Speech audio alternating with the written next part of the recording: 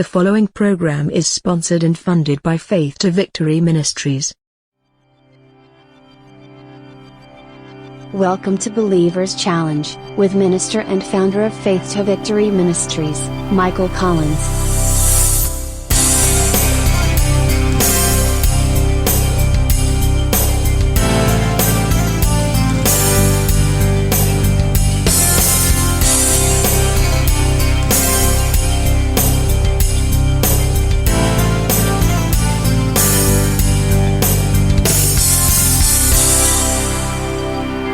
Now, here's Michael with this week's discussion. On this Believer's Challenge, we're going to be discussing the potential that we have as believers to be able to open the doors of change in the lives of other people. And that's a great challenge when it comes to our Christianity. In Psalms 37:4, it says, "Delight thyself also in the Lord, and he shall give thee the desires of thine heart." You know, that tells us that our Father desires for us to take great delight in Him and in His ways so that He can accomplish great things in and through our lives.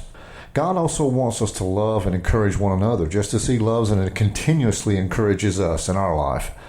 And this can prove to be one of the greatest challenges of being a Christian.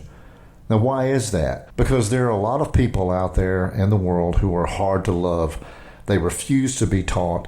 They're not willing to listen, and they are that way intentionally. They really feel that they have no use for God or anything having to do with Christianity. They believe that they're just fine the way they are. It's so easy just to walk away from those kind of people in discouragement and then write them off as a lost cause. Do you really believe that that's what God would have us do? Aren't you glad that God didn't write you off as a lost cause? You know, I know He could have very easily done that with me in the past, but He loved me too much, and He has proven that to me countless times. How do we penetrate the kind of defensiveness that so many people will undoubtedly show us sometimes towards God and towards our Christianity as a whole? How do we go about planting the seeds of righteousness into a life that is dry and barren and wants to stay that way? Well, there are three Christian qualities of character and integrity that can potentially open the door to change for that person's life, and here they are. Number one is love. Not just any kind of love, but the love of God within us. That's the kind of love that reaches beyond any degree of opposition. It rises above any level of resistance, and it penetrates the hardest of hearts.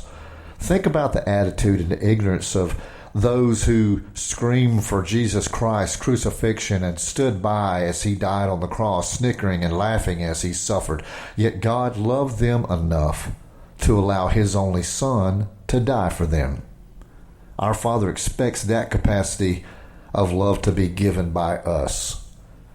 We were created in His likeness, after all. That includes having within us a great God-given capability to love. Number two is compassion. A compassion that's genuine and that's sincere for the welfare and eternity of another soul. You know, there are times when it's just as hard to be compassionate as it is to love, but it's accomplished in the same way, through God's strength and His capacity for understanding. Number three is intercessory prayer. When we pray for the needs of others by interceding on their behalf, God is pleased, and He's sure to respond in a way that's going to bless both the person in need of prayer and the one that's praying for them. In showing this kind of concern and care for the soul of one who's lost and doesn't want to be found, we show our Father what's truly in our hearts.